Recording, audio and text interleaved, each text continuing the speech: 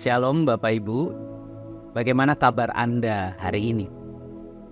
Semoga kita semua masih dalam keadaan yang baik sampai saat ini.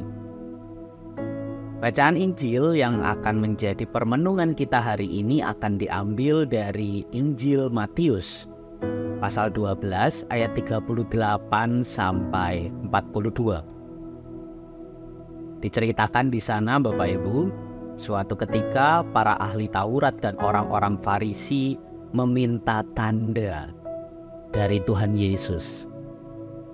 Kenapa mereka meminta tanda dari Yesus? Tuhan Yesus itu kita tahu ya, senantiasa melakukan pelayanannya dengan setia, setiap saat, setiap hari. Makin hari ternyata ada banyak orang yang menjadi pengikut Yesus. Makin hari ada banyak orang juga yang mencari dan percaya kepada Yesus oleh karena pelayanan yang Yesus kerjakan. Nah, oleh karena itu, para ahli Taurat dan orang-orang Farisi ini curiga sama Yesus. Sebetulnya mereka mengerti, mereka mengikuti kegiatan yang dilakukan Yesus. Mereka selalu ada saat Yesus melayani banyak orang dan melakukan mujizat. Namun, para ahli Taurat dan orang-orang Farisi itu tidak percaya semua yang dilakukan Yesus. Orang-orang Farisi dan para ahli Taurat itu menuntut adanya tanda dari Yesus supaya mereka benar-benar yakin bahwa Yesus itu adalah Mesias yang dijanjikan. Lalu di teks itu dijelaskan bahwa Yesus menceritakan siapa sebetulnya Dia. Yesus mencoba menjelaskan identitasnya dengan cara membandingkan dirinya dengan tokoh-tokoh besar yang dikenali oleh bangsa Israel. Ia membandingkan dirinya dengan Yunus dan Salomo.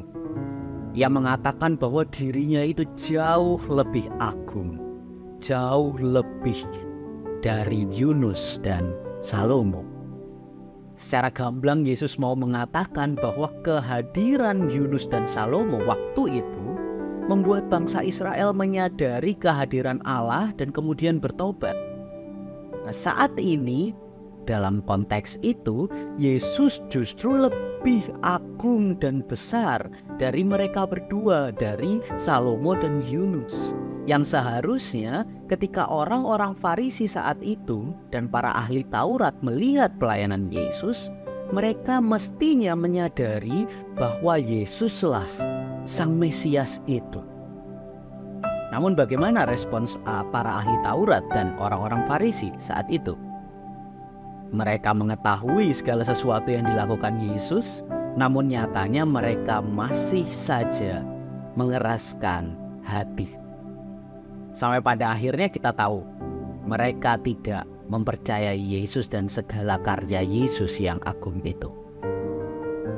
Bapak Ibu, melalui teks Injil hari ini kita belajar satu hal.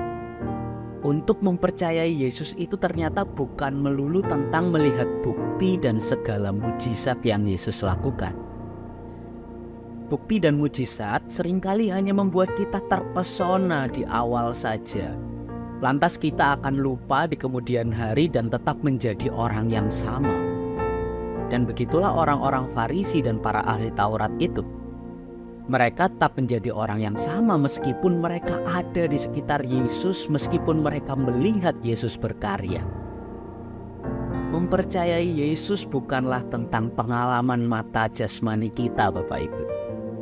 Lebih dalam dari itu, mempercayai Yesus adalah tentang pengalaman mata hati kita. Yakni bagaimana mata hati kita itu mau terbuka untuk melihat, mau menerima serta mau belajar meyakini bahwa segala kejadian di dalam kehidupan kita adalah bagian dari rencana Allah yang maha mencinta itu. Dengan dan melalui kesadaran itu, kita dimampukan untuk melihat segala sesuatu yang terjadi di dalam hidup kita sebagai mujizat yang Allah kerjakan.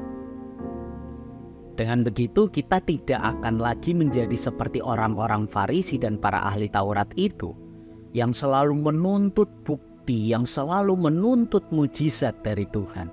Karena segala sesuatu yang terjadi di dalam hidup kita adalah bukti dan mujizat Tuhan yang senantiasa hadir, yang tidak pernah absen setiap waktu.